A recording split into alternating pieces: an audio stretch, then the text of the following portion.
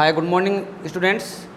आज हम आपको विषय विज्ञान में कक्षा 10 के लिए लाए हैं चैप्टर नंबर 10 प्रकाश, परावर्तन एवं अपवर्तन। आप सभी इस चैप्टर से संबंधित जो टॉपिक पढ़ाए जाएंगे उन सभी टॉपिक्स को एक कॉपी में नोट करते रहना है और पूरे चैप्टर की एक पीडीएफ फाइल भी आपको चैप्टर के अंत में मिल जाएगी। ठीक है, तो हम स्टार्ट करते हैं चैप्टर नंबर 10 प्रकाश, परावर्तन एवं अपवर्तन। बच्चों, इस पार्ट को हम अंग्रेजी में बोल देते हैं रिफ्लेक्शन एंड रिफ्रैक्शन। तो बच्चों, हम सबसे पहले जब चैप्टर पढ़ रहे हैं प्रकाश, तो हमें प्रकाश के बारे में थोड़ा सा पता होना चाहिए। तो प्रकाश क्या है इसके बारे में पहले समझ लीजिए।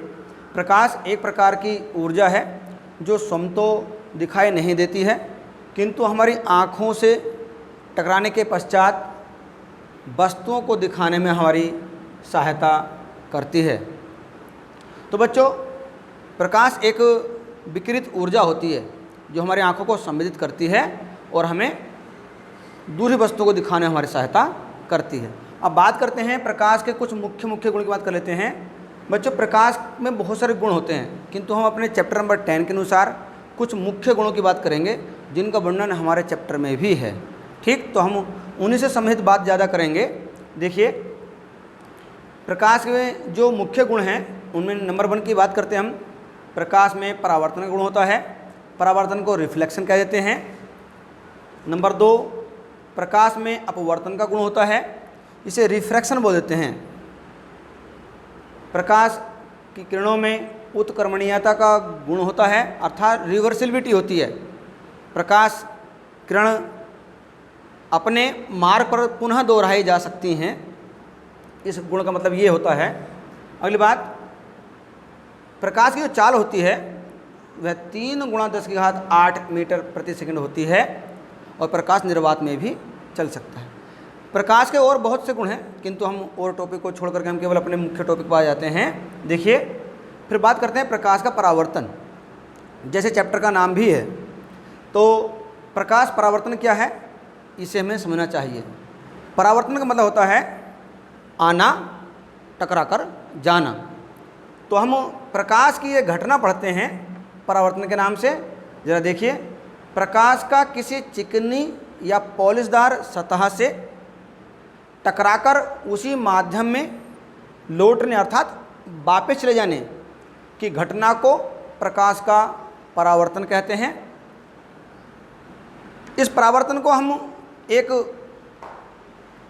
सिंपल चित्र के द्वारा भी समझते हैं। देखिए, हमारे पास एक समतल दर्पण है। जो अब हम बात कर रहे थे चिकनी या पॉलिशदार सतह की, तो हमने एक समतल दर्पण की बात यहाँ पर कर ली और हमने एक प्रकाश की किरण इस दर्पण की ओर आपतित की। जो किरण आती है दर्पण की ओर उसको हम बोलते हैं आपतित किरण।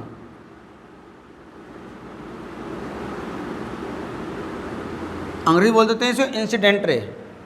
जिस बिंदु पर ये टकराती है उस बिंदु को बोलते हैं हम आपतन बिंदु।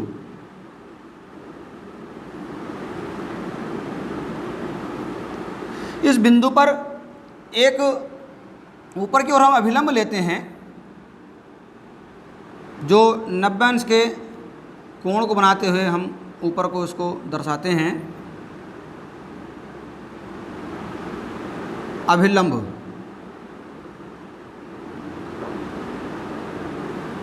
और जिस कोण पर यह अभिलंब से बनाते हुए किरण आई थी उतने ही कोण बनाते हुए ये वापिस परावर्तित हो जाती है।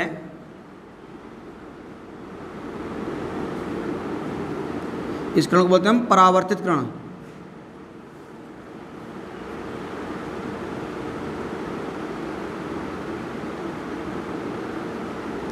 Reflected ray.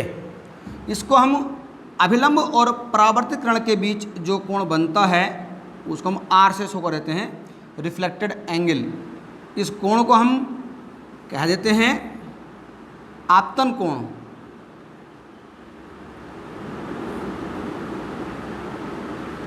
और इस कोण को हम कहते हैं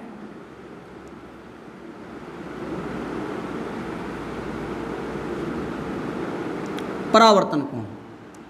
तो अब बात करते हैं परावर्तन के पश्चात, बात करें परावर्तन के प्रकार की बात करते हैं। तो परावर्तन हमारे पास दो प्रकार के होते हैं, एक नियमित, एक अनियमित। नियमित में प्रकाश किसी समतल दर्पण की ओर आती है या समतल सतह की ओर आती है, तो प्रकाश किरण जैसे आती हैं उसी समांतर क्रम में टकराने के पश्चात वापस पहुंच जाती हैं। यदि हम बात करते हैं इस नियमित परावर्तन की, तो जरा देखेंगे ध्यान से। एक समतल सतह भी हो गई हमारे पास, प्रकाश की किरणें आती हैं और वह टकराने के पश्चात एक नियमित क्रम में समांतर है तो समांतर ही ले जाएंगे। ये आतिकरण हो गई और ये परावर्तिकरण हो गई।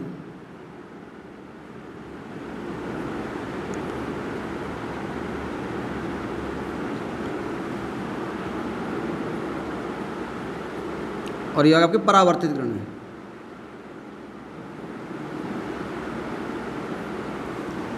तो ये होता है रेगुलर रिफ्लेक्शन। बात करें अभी अनियमित परावर्तन की, तो अनियमित परावर्तन में क्या होता है, एक जिस सतह से प्रकाश की किरण टकराती हैं वह अनियमित क्रम में होता है, अर्थात वह उबड़ खाबड़ या रफ जिगजैग हो सकता है। जैसे यदि हम इसकी बात करते हैं तो इस चित्र को हम ले लेते हैं। हमने एक उबड़ खाबड़ सतह या तिरछी सी कोई सतह ले ली, जब प्रकाश किरण इस पर आएंगी तो समांतर, किंतु जब जाएंगी तो उनके जाने का क्रम एक अनियमित क्रम होगा, जिसकी वजह से ये डिफ्यूज अर्थात अनियमित परावर्तन कहलाता है। ये आपतित किरण होगी आपकी, ये आपकी परावर्तित किरणें हो गई।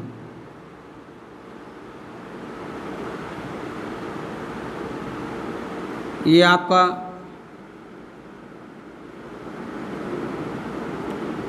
खुरदरी या जिगजैग।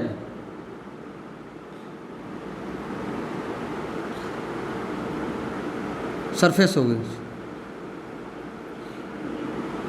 ठीक नहीं। चलिए अगली बात करते हैं हम प्रकाश परावर्तन के नियम। जिस प्रकार से हमने प्रकाश परावर्तन की परिभाषा समझाई, इसमें हमने जो जो किरणें, अभिलंब और कोणों की बात करी है, तो उनसे संबंधित नियम बन जाते हैं प्रकाश परावर्तन के। और ये नियम दो होते हैं। प्रथम नियम क्या है जरा समझेंगे। प्रथम नियम क्या होता है, देखिए, आपतित किरण आपतन बिंदु, परभिलंब तथा परावर्तित किरण तीनों एक ही तल में होते हैं। इस पूरे नियम को यदि हम इस चित्र से समझें तो बहुत अच्छी समझ में आ जाएगा।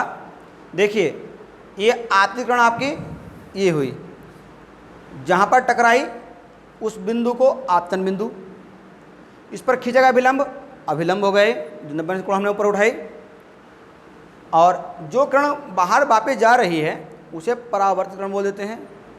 तो अब जरा दोबारा देखेंगे, आपतित किरण आपतन बिंदु पर खींचा गया विलंब तथा परावर्तित किरण, तीनों का कॉमन पॉइंट एक ही है, अर्थात तीनों एक ही बिंदु पर मिलती हुई प्रतीत हो रही हैं। और प्रश्न भी ये जो आपका रूल है वो यह भी कहता है कि तीनों एक ही तल में होते हैं, अर्थात ये तीनों का कॉमन पॉइंट एक ही है। ठीक, ये नियम यहाँ से पूरा हो जाता है। अगली बात करते हैं नंबर 2 नियम की। परावर्तन कोण R तथा आपतन कोण I सदैव बराबर होते हैं। अब बराबर होते हैं, जरा देखेंगे, ये कोण I और कोण R हमेशा बराबर होते हैं, अर्थात आपतन कोण और परावर्तन कोण समान है। हम इसको शॉर्टकट में ऐसे भी लिख सकते हैं, अर्थात कोण I बराबर कोण R। अब बात हम करते हैं दर्पण की। अगला टॉपिक हमारा जो आता है दर्पण आता है। दर्पण क्या होता है? दर्पण को हम अंग्रेजी में बोलते हैं मिरर। तो दर्पण क्या है? जिस किसी वस्तु का हम उसके जैसा चित्र देखना चाहते हैं, जिस माध्यम से उसके जैसा चित्र हम देखते हैं, उस माध्यम को हम कहते हैं दर्पण। अभी हम जैसे हम सुबह तैयार होते हैं या कहीं बाहर जाना होता है और अपने आप की वेशभूषा में चेक करनी होती है, अपने गेटअप को हम चेक करते हैं, तो जिस माध्यम से हम घर में अपने उस गेटअप को चेक करते हैं वह क्या है? दर्पण है। आपके घर में एक दर्पण हमेशा मिलता होगा। चलिए अब हम दर्पण के संबंध में बात करें तो दर्पण हम यहाँ पढ़ने वाले हैं 2 प्रकार के।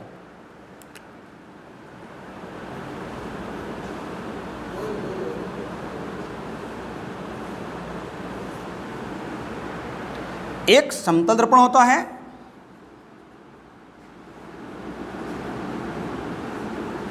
और दूसरा आपका होता है गोलीय दर्पण।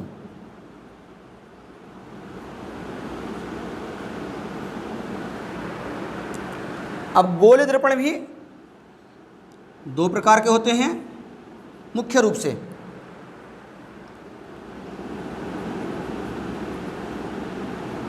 अवतल दर्पण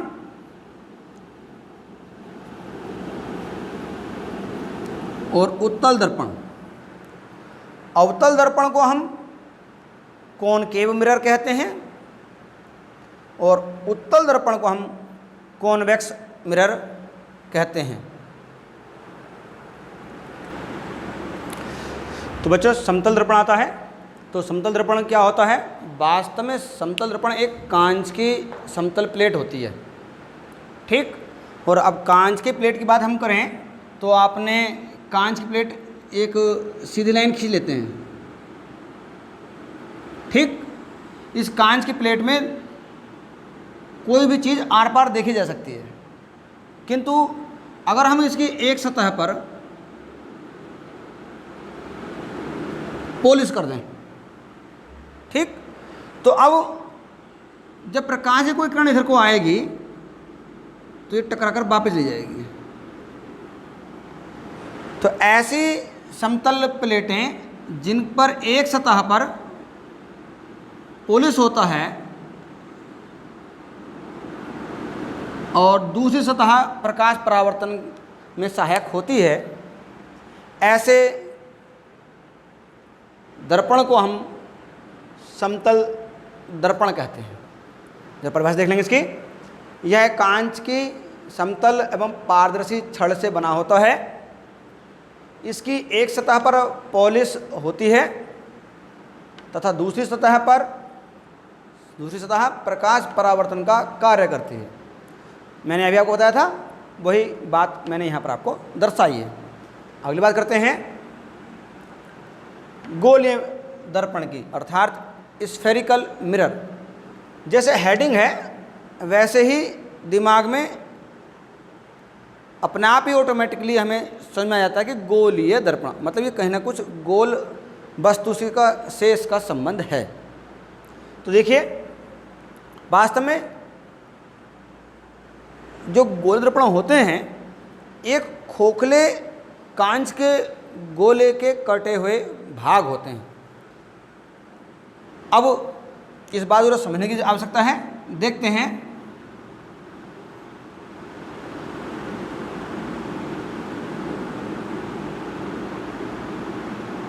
हमारे पास एक कांच का खोखला गोला है। हम यदि इस गोले को तराश दें अर्थात काट दें, चाहे इधर से काट दीजिए चाहे इधर से काट दीजिए, तो काटने के पश्चात हमें एक यह स्थिति मिल जाएगी। तो इसमें 2 तल हो जाते हैं, एक तो आपका दबा हुआ तल और एक उभरा हुआ तल।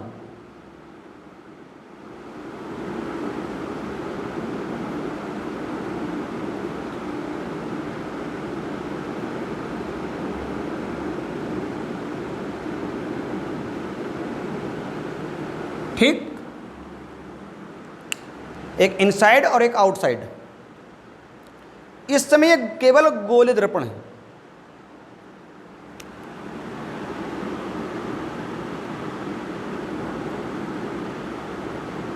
ओके, दबी हुई सतह और उभरी सतह से मिला हुआ होता है गोलीय दर्पण। अगर हम इन गोलीय दर्पण में पॉलिश की करने के तरीके पर विचार करें, किस प्रकार से, एक गोलीय दर्पण आपके पास ये है, एक ये है। अगर आपने बाहर की सतह पर पॉलिश किया तो प्रकाश का जो परावर्तन होगा वो दबी हुई सतह से होना प्रारंभ हो जाएगा। और यदि आपने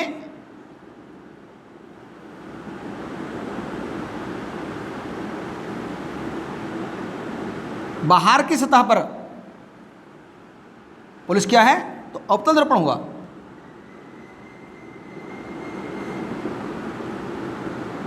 ओके, और यदि आपने इसके अंदर वाली सतह पर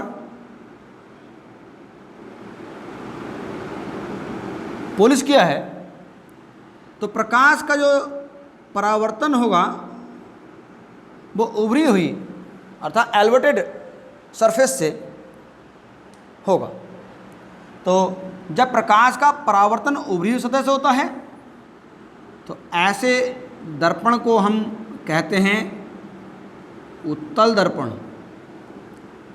तो मुख्य रूप से हम ये अब बात करने लगे गोलीय दर्पण कितने प्रकार के होते हैं, तो जरा देखेंगे ध्यान से।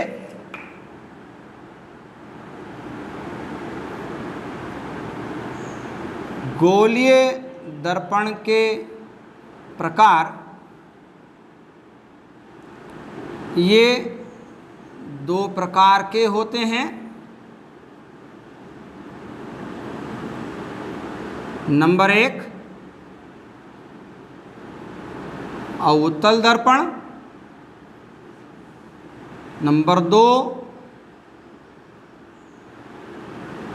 उत्तल दर्पण। परिभाषा समझ में आ गई होगी। अवतल में क्या होता है, अवतल में प्रकाश का परावर्तन दबी सतह से होता है और उभरी सतह पर पॉलिश होता है। उत्तल दर्पण में प्रकाश का परावर्तन उभरी सतह से होता है और दबी हुई तल पर पॉलिश होता है। ठीक है, अब इनसे संबंधित अर्थात गोलीय दर्पण से संबंधित कुछ मुख्य परिभाषाएं आती हैं जो बहुत आवश्यक हैं अगले चैप्टर के अगले टॉपिक को जोड़ने के लिए। ठीक है, देखते हैं। हाँ, तो जो टॉपिक इससे जोड़ने वाला है वो टॉपिक है गोलीय दर्पण से संबंधित परिभाषाएं। कुछ मुख्य परिभाषाएं हैं जो हमें आगे दर्पण से बनने वाले प्रतिबिंब के संबंध में हमें पता होना चाहिए। इनके जानकारी के बिना हम प्रतिबिंब बना नहीं सकते और किरणों का आना जाना और किस बिंदु से निकलना है, कैसे मिलना है, कैसे कटना है, कहाँ पर प्रतिबिंब बनना है, इनके संबंध में ये सभी चीज़ें पता होनी चाहिए। तो मैं पहली बात करता हूँ गोलीय दर्पण से संबंधित परिभाषाओं में वक्रता केंद्र की। तो देखिए बच्चों, वक्रता केंद्र क्या होता है, पहले ये समझने वाली बात है। हमने एक कांच के खोखले गोले से जो भाग कटता है उसको हमने कहा है दर्पण। तो वह दर्पण जिस कांच के खोखले गोले से लिया गया है तो उस कांच के खोखले गोले का एक कोई सेंटर होगा। ठीक, तो उस सेंटर को ही बोल देते हैं हम वक्रता केंद्र। ठीक, इसको सी से शो करते हैं। तो हम बात करें किस दर्पण के केंद्र को दिखाने की बात करते हैं। तो मान लिया हमारे पास एक दर्पण ये है और हमने इसको अवतल फॉर्म में ले लिया है। तो हमने मान लिया इसको पूरा करने के लिए सेंटर का यहाँ पर कहीं होगा। तो इस सेंटर को दिखाने वाला जो निर्देश बिंदु है उसको ही हम बोल देते हैं वक्रता केंद्र। ठीक, एक बात आपकी इसमें आई। दूसरी बात करते हैं वक्रता त्रिज्या। इस कांच के खोखले गोले को यदि स्टडी करें तो कुछ ना कुछ इसकी यहाँ से यहाँ तक की कोई दूरी होगी, उस दूरी को हम कहते हैं त्रिज्या। केंद्र से परिधि के बीच की दूरी को बोलते हैं त्रिज्या। ऐसे ही दर्पण से और जो दर्पण की सतह है और सेंटर है, यदि उसको मिला दिया जाए तो जो दूरी आएगी वो क्या होगी? त्रिज्या हो जाएगी। अर्थात किसी दर्पण की वक्रता त्रिज्या उस कांच के खोखले गोले की त्रिज्या होती है जिससे यह दर्पण काटा गया है। ठीक, चलिए अगली बात, हम इसको जनरली आर से शो कर देते हैं। अवतल की बात करते हैं तो अवतल की दर्पण की जो त्रिज्या होती है वह ऋणात्मक होती है और जो उत्तल की होती है वह धनात्मक होती है। ये आपको याद रखना है। चलिए बात करते हैं दर्पण के द्वारक की। दर्पण का जो परावर्तन सतह होती है, इसका जो व्यास होता है उस व्यास को ही बोलते हैं दर्पण का द्वारक, और हम इसको M1 M2 से शो करते हैं। चलिए अगली बात करते हैं। इसमें अलग जो टॉपिक जुड़ जाएगा वह टॉपिक हो जाएगा दर्पण का ध्रुव, पोल जिसे बोल देते हैं। तो बच्चों, दर्पण का जो परावर्तन सतह है उस परावर्तन सतह का कोई एक निश्चित ही मध्य बिंदु जरूर होगा और उस निश्चित बिंदु को ही हम बोलते हैं पोल। ओके, चलिए बात आती है फोकस बिंदु या मुख्य फोकस की। हम जनरली इसको कैपिटल F से शो करते हैं। बच्चों, जब कोई प्रकाश की किरण किस दर्पण की ओर आपतित की जाती है, वक्रता त्रिज्या के समांतर यदि कोई आती है, उसमें एक टॉपिक भी जोड़ने वाला है मुख्य फोकस का। तो पहले मैं इस परिभाषा में मुख्य फोकस की आवश्यकता पड़ेगी। पहले मैं आपको मुख्य फोकस समझा देता हूँ ताकि ये टॉपिक और अच्छी तरह समझ में आपके आ जाए। तो बच्चों, हम मुख्य फोकस की बात करते हैं, मुख्य अक्ष की। दर्पण का ध्रुव P और दर्पण का जो केंद्र C है, वक्रता केंद्र, इनको मिलाकर यदि हम एक रेखा खींच देते हैं, सीधी रेखा खींच देते हैं, तो उस रेखा का नाम होता है मुख्य अक्ष, प्रिंसिपल अक्ष के नाम से अंग्रेजी में हम कहते हैं इसको। चलिए अब बात समझ आई। अब आपके समझ में मुख्य फोकस या फोकस बिंदु बहुत सही तरह से समझ में आ जाएगा। तो बच्चों, जब प्रकाश की किरण कोई मुख्य अक्ष से समांतर यदि आती है ना, तो वह टकराने के पश्चात जिस बिंदु से होकर के जाती है उस बिंदु को ही हम बोलते हैं फोकस बिंदु F। तो ये जो R था, R तो आपकी C से P की दूरी है, और ये F क्या? कटान बिंदु है, जो मुख्य अक्ष के समांतर कोई आपतित किरण आई और टकराने के पश्चात मुख्य अक्ष को जिस बिंदु पर काटेगी उस बिंदु को बोलते हैं हम मुख्य फोकस। अब टॉपिक आपका आता है फोकस दूरी। आपने फोकस बिंदु पढ़ा F, आपने ध्रुव पढ़ा P। अगर आप ध्रुव P और फोकस की बीच की दूरी की बात करें तो P और F के बीच की दूरी को बोल देते हैं हम फोकस दूरी। ये जनरली हम स्मॉल f से शो करते हैं। तो ये हमारी फोकस दूरी आपकी F और P के बीच दूरी हो जाती है। अर्थात फोकस F और P के बीच की दूरी को हम फोकस दूरी कहते हैं। ये पतले दर्पण और कम त्रिज्या वालों के लिए यह बात सत्य है। अगली बात, फोकस तल। फोकस तल क्या है? जो भी आपने फोकस बिंदु की बात की, फोकस बिंदु पर यदि हम एक लंबवत तल निकाल दें, हम जरा इस टॉपिक को अलग से दिखाएंगे। ठीक,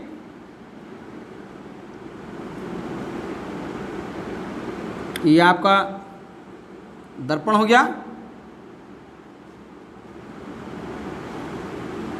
M1 M2, ये वक्रता केंद्र हो गया, ये फोकस हो गया, ये आपका ध्रुव हो गया। तो हम इस पर लंबवत कोई तल खींच दें 90 अंश कोण बनाते हुए, ये भी 90 अंश का बन रहा कोण, ये नीचे को। तो ये जो तल खींचा गया है उस तल को बोलते हैं फोकस तल। क्या है ये?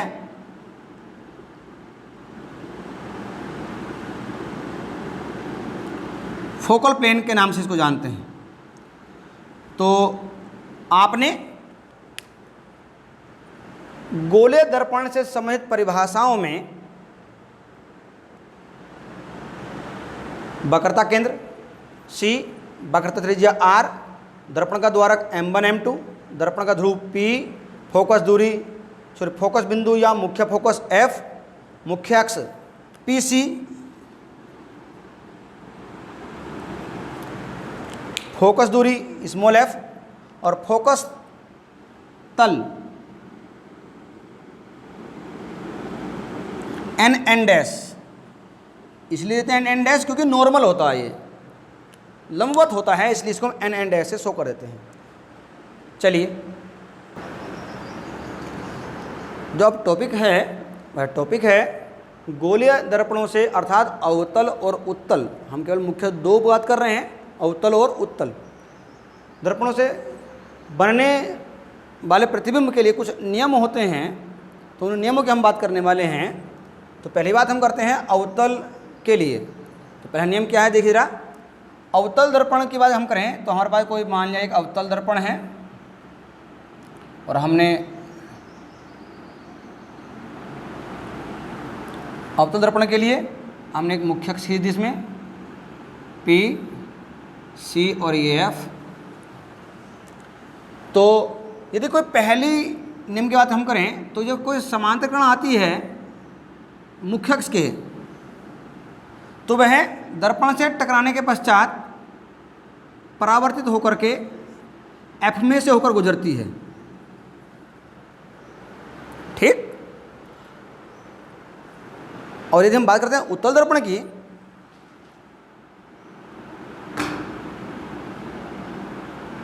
तो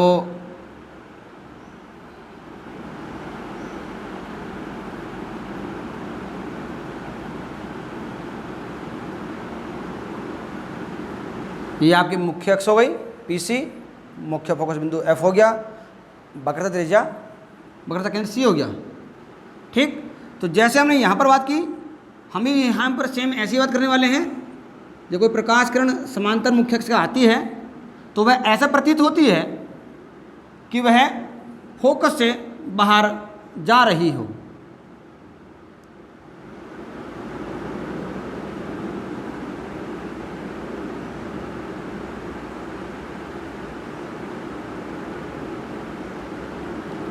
फोकस से बाहर निकलती प्रतीत ये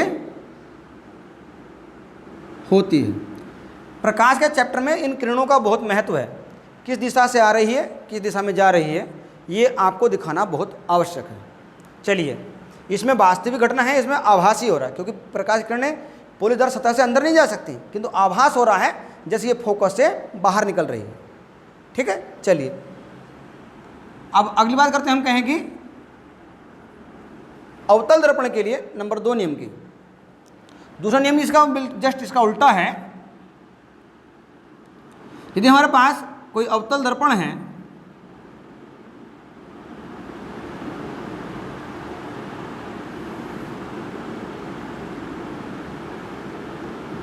और हम कोई प्रकाश किरण फोकस में से गुजार रहे हैं,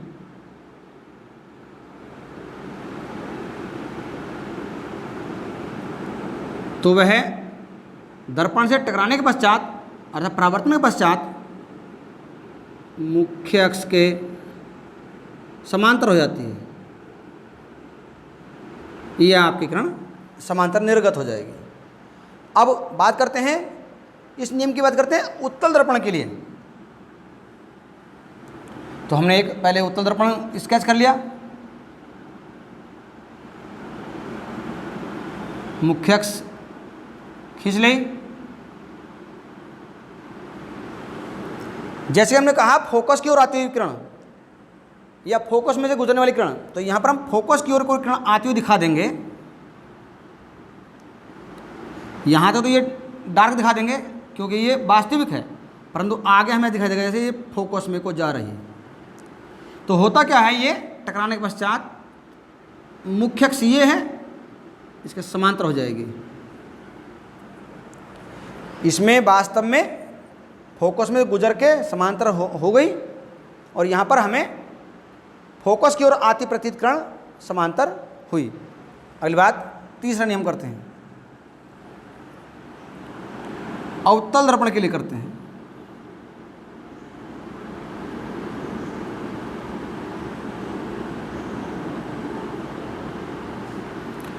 अगर कोई प्रकाश किरण वक्रता केंद्र की ओर आती है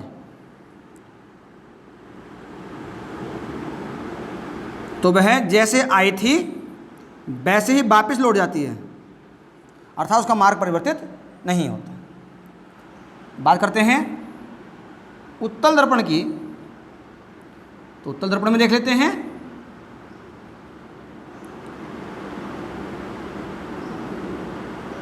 जब कोई प्रकाश किरण इस वक्रता केंद्र की ओर आएगी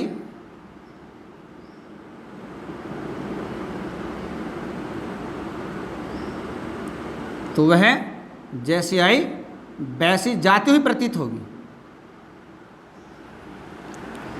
इसके साथ हम चौथे नियम की बात करें तो पोल से समझ हो जाती है। मुख्य तो तीन ही है आपके लिए, पर मैं एक और थोड़ी सी घटना बता देता हूँ आपको। अगर कोई पोल की ओर किरण आती है तो जिस एंगल को बनाते हुए मुख्य अक्ष से आती है उसी कोण को बनाते हुए वापस हो जाती है। ये कोण आई, ये कोण आर। ये परावर्तन का दूसरा नियम यहाँ पूर्ण तरह से लागू है। ऐसे ही आपका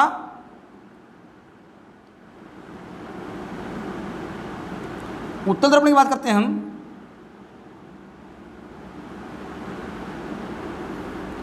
कोई किरण पोल की ओर आएगी, जिस एंगल को आते हुए आई है वह उसी एंगल को बनाते हुए वापस चली जाती है।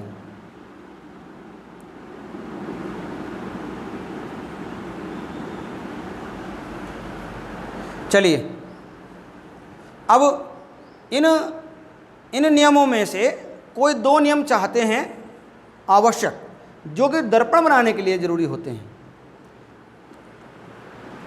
जब प्रतिबिंब के बात करते हैं तो पहले हम प्रतिबिंब को समझना चाहिए। प्रतिबिंब क्या होता है? प्रतिबिंब की बात करें तो सबसे पहले पढ़ेंगे हम वस्तु। वस्तु होती है बिंब।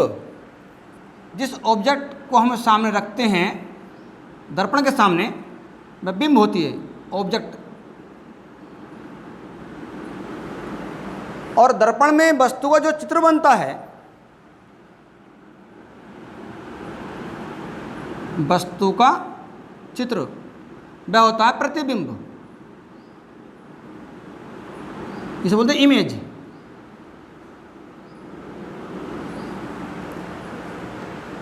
बिंब और प्रतिबिंब, ठीक, ऑब्जेक्ट और इमेज।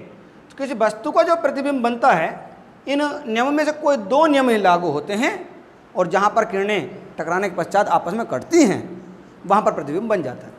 प्रतिबिंब की बात करें, प्रतिबिंब दो प्रकार के होते हैं। एक वास्तविक प्रतिबिंब और एक आभासी प्रतिबिंब।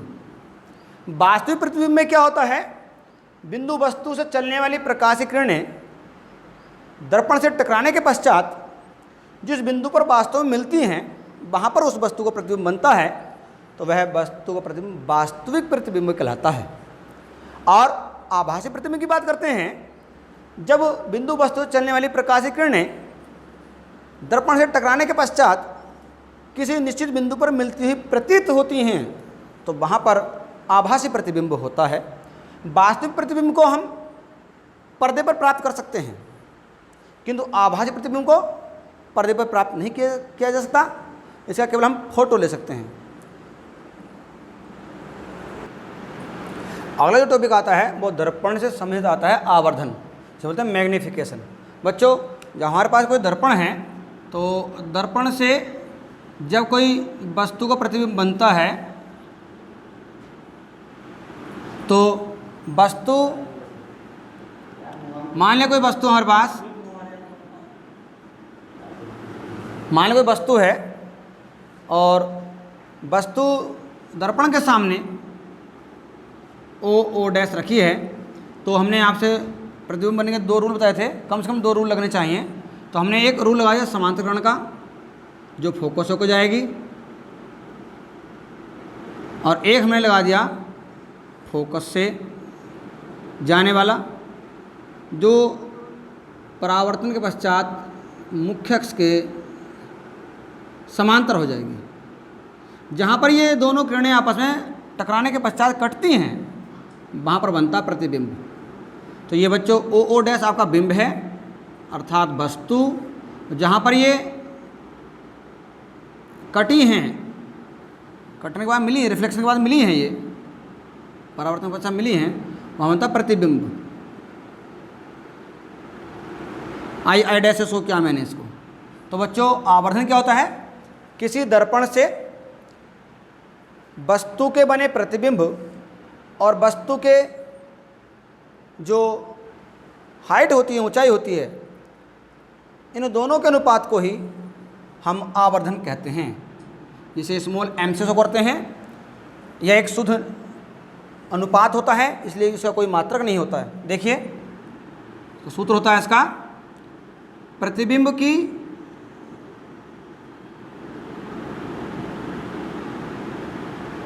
लंबाई बटे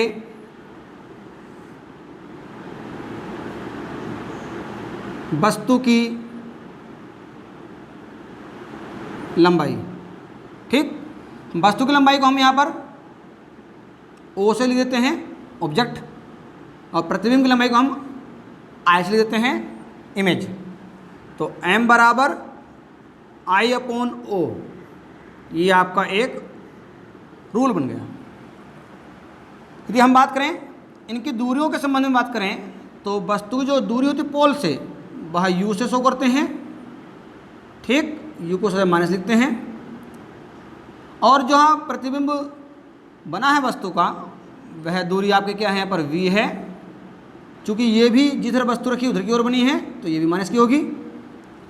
दर्पण का नाम आपको पहले से पता है, M1 M2। तो हम इसको और दूसरे रूप में ले सकते हैं, क्या, माइनस v बटे u। दोनों यदि मिला दिया जाए तो आपका सूत्र बन जाता है m बराबर आई अपॉन ओ बराबर माना b बटे u। इस पर न्यूमेरिकल हम बताएंगे, ठीक है, बाद में जब आपके एक्सरसाइज के क्वेश्चन स्टार्ट होंगे। चलिए अगला टॉपिक देखते हैं। हाँ तो स्टूडेंट्स, अगला जो टॉपिक जुड़ता है वह होता है दर्पण का सूत्र। और दर्पण के सूत्र में हमें पहले एक दर्पण लेना है, चाहे उत्तल ले लीजिए चाहे अवतल ले लीजिए। हमने एक सिंपल एग्जाम्पल ले लिया, कहीं के लिए, एक अवतल दर्पण के लिए। अवतल दर्पण का हमने दोबारा M1 M2 दिखा दिया, ध्रुव P हो गया, वक्रता केंद्र C, फोकस F हो गया, ये इसकी CP मुख्य अक्ष है, ठीक है। और हमने इसके सामने एक वस्तु रख दी है, जिसे बोलते हैं ऑब्जेक्ट, ओ डैश। यहाँ से चलने वाली प्रकाश किरणें समांतर गई और इसने फोकस से होकर के यहाँ से गुजर गई हैं ये किरणें, ठीक। और हमने कहा था दर्पण से किसी वस्तु का चित्र बनाना है तो कम से कम 2 रूल का फॉलो करना आवश्यक है। तो एक रूल तो फॉलो हो गया, समांतर किरण जाएगी तो फोकस होकर जाएगी टकराने के बाद, और यदि हम फोकस से गुजारेंगे तो वह टकराने के पश्चात मुख्य अक्ष के समांतर ले आती है। जहाँ इसने चित्र बनाया, जहाँ कटिंग होंगी दोनों रेखाओं की, ओके, परावर्तन के पश्चात वहाँ चित्र बनता है। इसको आई डैश से दिखा देते हैं। तो अगली बात करें हम यहाँ पर, तो ये आपका बिंब यहाँ पर हो गया, प्रतिबिंब यहाँ पर हो गया। तो दर्पण के सूत्र की बात करते हैं तो पहली बात रिलेशनशिप होता है ये वस्तु की दर्पण के ध्रुव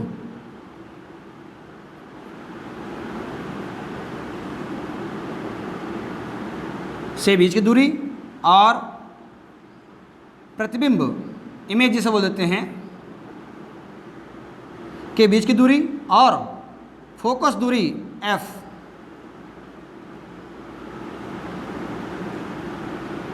का संबंध क्या है। फोकस दूरी का संबंध क्या है इसका, दर्पण का सूत्र कहलाता है। किस किस में, u में, v में और f में। क्या सूत्र होता है इसका देख लीजिएगा, 1/f बराबर 1/u प्लस 1/v। ये आपका दर्पण के लिए सूत्र हो गया। जहाँ पर u क्या है, u है वस्तु की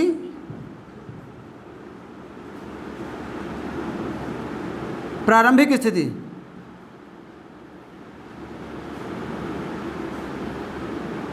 और v है वस्तु की प्रतिबिंब की स्थिति।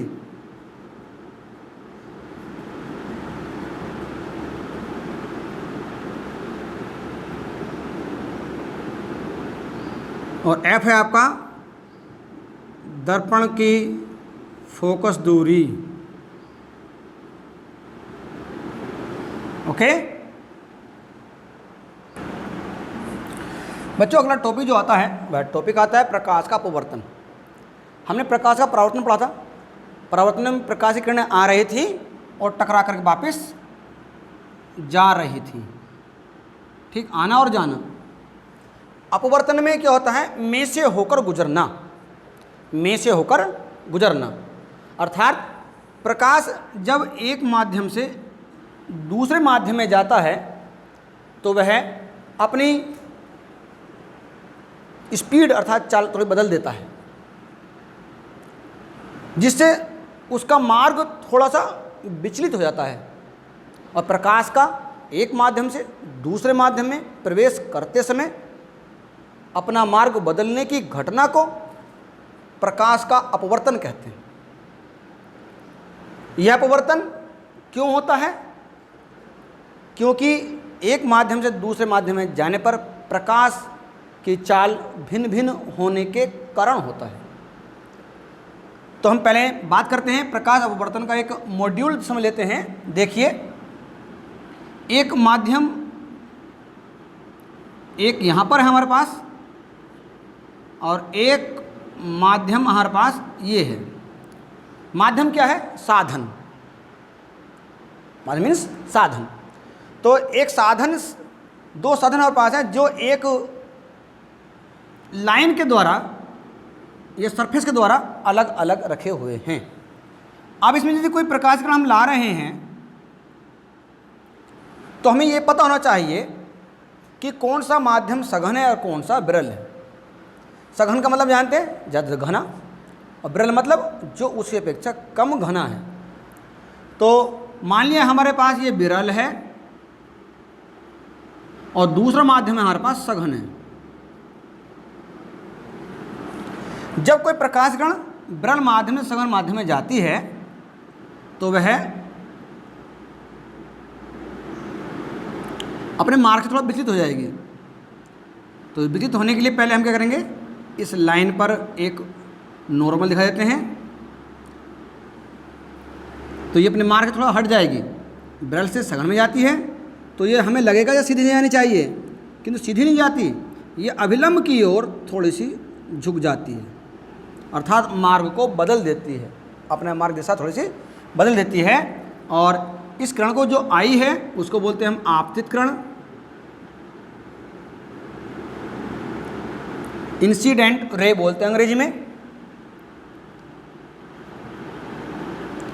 ये जो नॉर्मल खींचा है वो एन डैश अभिलंब कहलाता है। जहाँ पर ये टकराती है वो आपतन बिंदु होता है।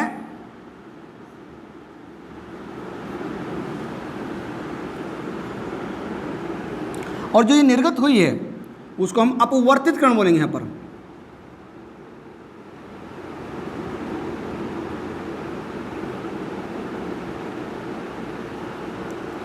रिफ्रैक्टेड रे, रिफ्रैक्टेड रे जैसे रिफ्लेक्शन से बना है, अपवर्तन ऐसी अपवर्तित किरण, रिफ्रैक्टेड रे। तो ये जो कोण होता है अविलंब और आपतित किरण के बीच का वो आई होता है, ये आर होता है। तो इसके संबंध में हमारे पास जो संपर्क तल है, माध्यम को अलग करने वाला तल होता है। चलिए इसी में हम समझ लेते हैं क्या, अपवर्तन के नियम। अपवर्तन के दो नियम हैं, जरा देखेंगे। पहला नियम क्या है? पहले नियम में हम बात करते हैं आपतित किरण की आपतन बिंदु पर खींचे अभिलंब की, और अपवर्तित किरणों की बात करते हैं एक प्रकाश की किरण के लिए। तो किसी एक ही प्रकाश के रंग की किरण के लिए आपतित किरण, आपतन बिंदु और इस पर खींचेगा अभिलंब और अपवर्तित किरण का कॉमन पॉइंट एक ही बिंदु होता है। और दूसरी बात करते हैं तो दूसरे नियम की बात करते हैं, तो किसी एक ही रंग की प्रकाश की किरण के लिए आपतित किरण की जिया अर्थात साइन और अपवर्तित किरण के रूप में जो नॉर्मल से कोण बना है उसकी जिया अर्थात साइन, दोनों कोणों का अनुपात नियत रहता है। इस नियम को हम स्नेल का नियम कहते हैं, और इस नियम को लिख देते हैं किस प्रकार से, साइन आई बटे साइन आर, एन से लिख देते हैं इसको, नियतांक होता है। इस नियम को स्नेल का नियम भी कहते हैं। इस नियम के आधार पर हम बहुत सारी घटनाएं पढ़ते हैं, न्यूमेरिकल्स भी आते हैं, बोर्ड में न्यूमेरिकल मालूम भी किए जाते हैं। चलिए अब इससे समेत और जो विस्तृत टॉपिक पढ़ना है वो आप किताब की हेल्प से इसको और स्टडी कर सकते हैं, और पीडीएफ आपको जो फाइल सेंड की जाएगी उसमें भी आपसे के लिए इससे समेत और क्वेश्चन और अन्य प्रश्न जो कई बार बोर्ड में आ गए हैं उनसे संबंधित प्रश्न भी दिए जाएंगे। ओके।